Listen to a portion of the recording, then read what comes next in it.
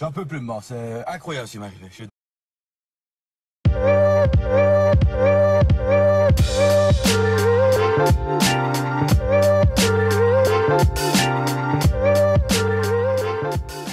Et bonjour à tous et bienvenue sur la chaîne de l'Examen Crypto. Nous sommes le vendredi 30 août 2024, 9h05. Donc on va faire le point bien sûr sur les news, sur le Bitcoin et sur les altcoins. Mais on démarre directement avec le calendrier macroéconomique. Aujourd'hui, journée très importante. À 14h30, on va avoir les indices PCE Core, donc annuels et mensuels. Donc très important ces indices, je rappelle, qui sont liés directement à l'inflation. Et donc ça permet effectivement de conforter ou pas peut-être le choix de Jérôme Powell de potentiellement baisser ses taux d'intérêt au mois de septembre. Donc très important effectivement ces indices qui vont tomber cet après-midi 14h30. Il faudra être au taquet. Rendez-vous 14h30. Et du côté du Crypto Fear and Greed Index, eh bien, on voit qu'on est actuellement toujours dans la peur à 34, donc effectivement on n'arrive pas à se sortir de cette zone-là, donc effectivement 34, voilà. Alors, on va regarder les news. Les news du côté crypto, alors il y a pas mal de choses. On a Warren Buffett qui aurait récemment vendu pour 981 millions de dollars d'actions supplémentaires de Bank of America. Souvenez-vous, Bank of America, c'est justement la fameuse banque avec laquelle Ripple a été en partenariat il y a quelques jours.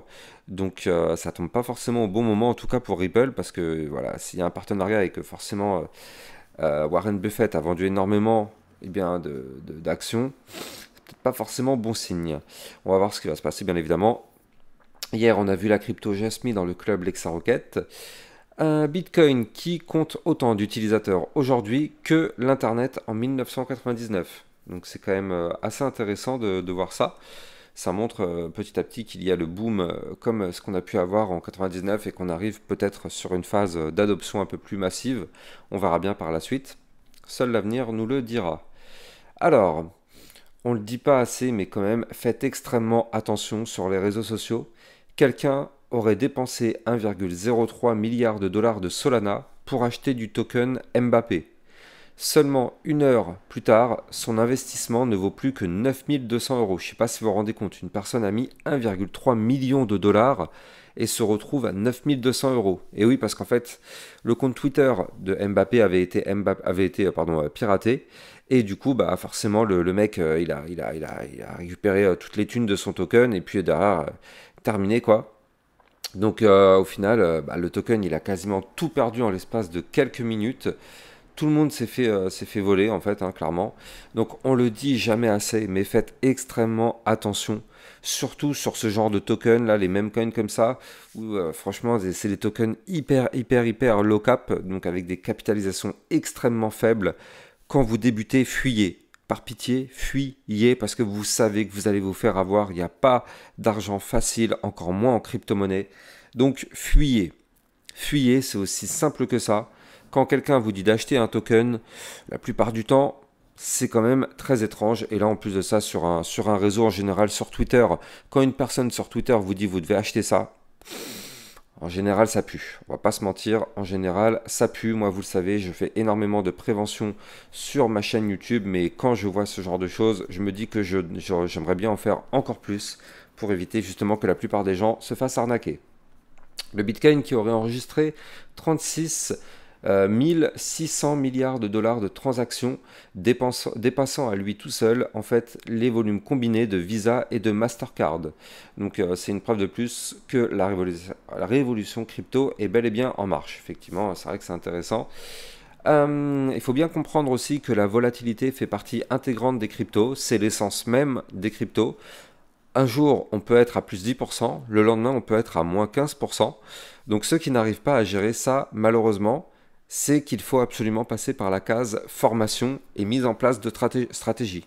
Et oui, en crypto-monnaie, on peut très bien avoir un jour qui est bullish, le lendemain c'est la fin du monde. Ça c'est normal en crypto-monnaie, c'est tout à fait normal, c'est monnaie courante, et quand on est dans le secteur crypto-monnaie, c'est limite ça qu'on cherche justement.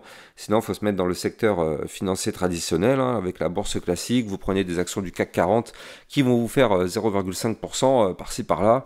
Voilà, au moins là, au niveau de la volatilité, vous êtes moins exposé, mais quand on est en crypto-monnaie, on est clairement exposé à ce type de mouvement très régulièrement. Donc quand je vois pas mal de personnes qui n'arrivent pas à gérer ça et qui sont énervées à chaque fois qu'il y a la moindre chute, malheureusement c'est parce qu'en fait il n'y a pas eu cette formation et il n'y a pas eu justement cette connaissance. En fait, c'est parce que ça c'est des personnes auxquelles on a sûrement dit que eh ben, t'inquiète, tu peux acheter la crypto-monnaie, tu vas devenir riche tout de suite, il n'y a pas de souci. Donc forcément, ce sont des gens qui achètent le top et à chaque fois que ça chute, ils sont dans le rouge et donc tout de suite, c'est une phase d'énervement.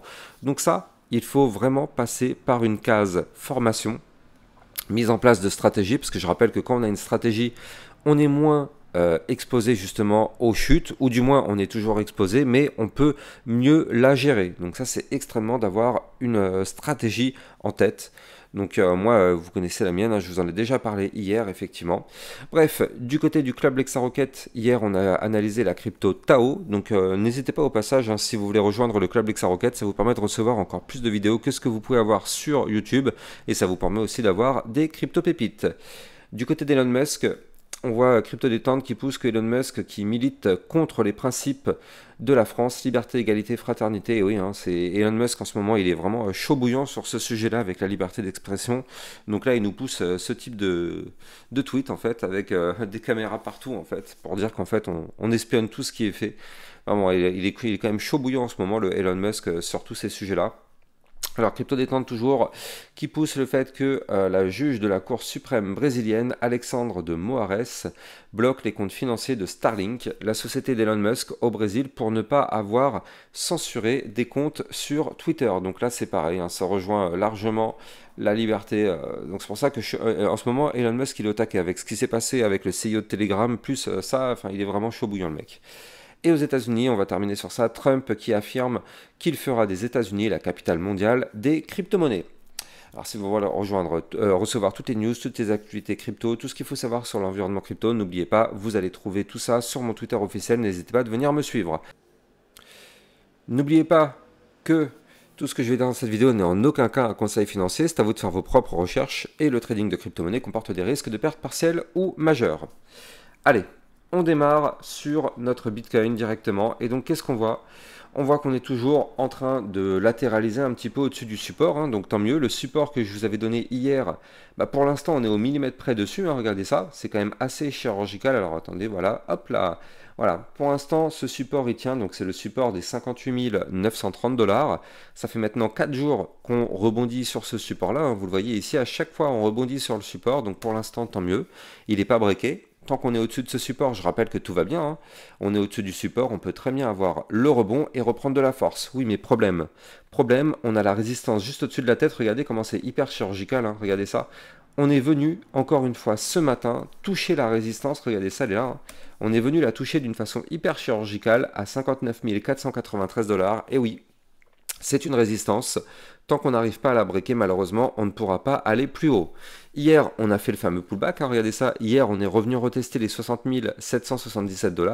C'était la zone de pullback qu'il fallait revenir chercher et potentiellement repasser au-dessus. Donc là, vous le voyez, on est effectivement revenu rechercher cette zone. On a fait le pullback de la cassure. Je rappelle que le Bitcoin avait cassé le range par le bas ici. Tac, chute. On revient retester le niveau clé qu'on a breaké, donc ça c'est bon, pullback validé. Derrière, qu'est-ce qui se passe? On n'arrive pas à repasser au-dessus malheureusement.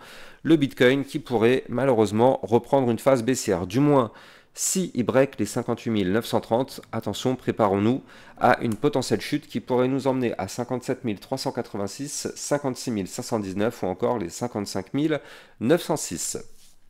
Maintenant, je rappelle la règle.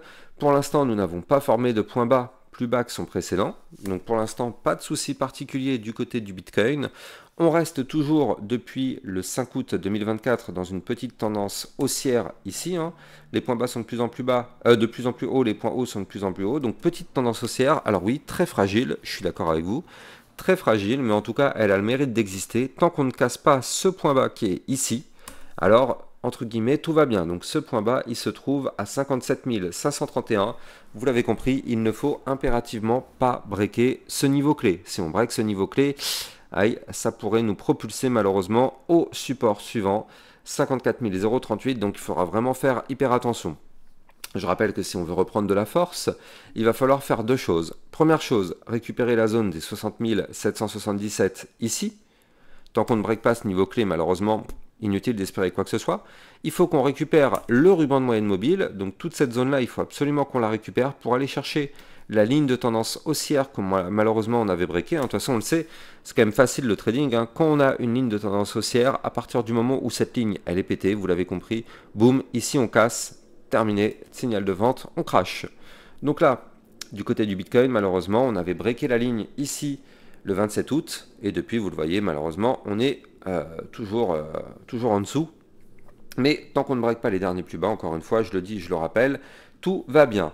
D'un point de vue très long terme, n'oublions pas, même si le Bitcoin aime bien jouer avec nos sentiments, mais on a toujours un gigantesque bout de flag, vous le voyez, ici on a la grosse phase haussière, le retracement, ça c'est un bout de flag. En général, statistiquement, ce type de pattern a plus tendance à vouloir breaker par le haut.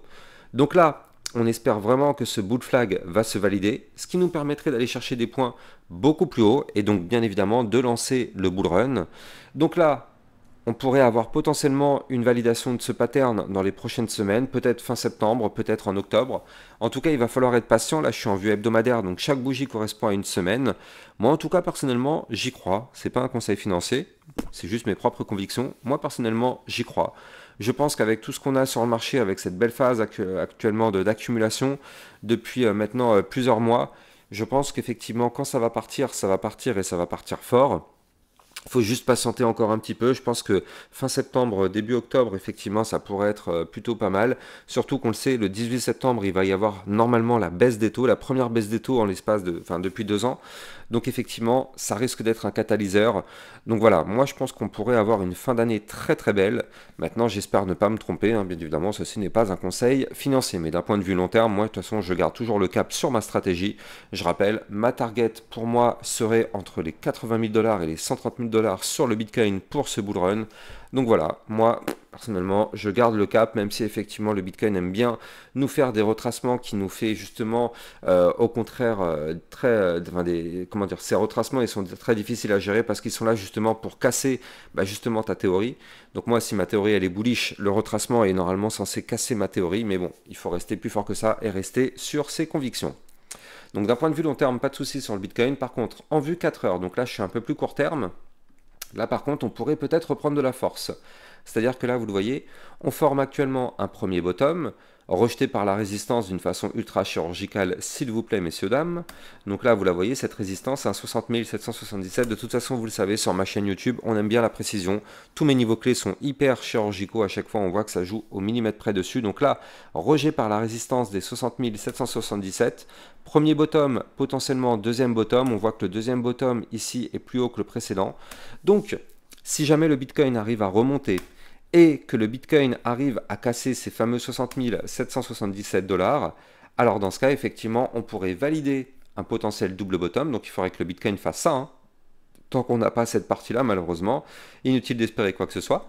Mais si jamais on arrive à remonter ici, donc on pourrait valider un potentiel double bottom et avoir une remontada. Je rappelle que là, c'est potentiellement un plus 3,69% qui pourrait nous attendre, avec comme target théorique les 62 962. Donc effectivement, à surveiller de très très près du côté du Bitcoin. On croise vraiment les doigts, je vais mettre une alerte d'ailleurs.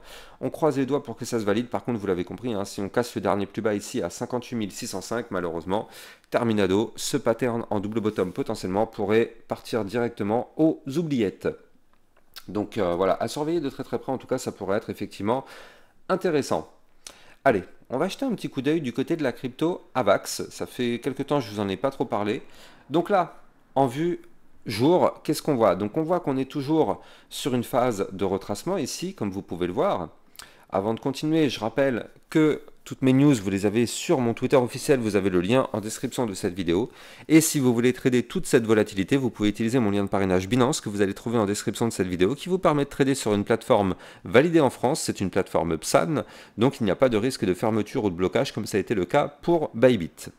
Alors, vous avez bien sûr le lien en description de cette vidéo. Du côté donc de la VAX, on est en phase de retracement.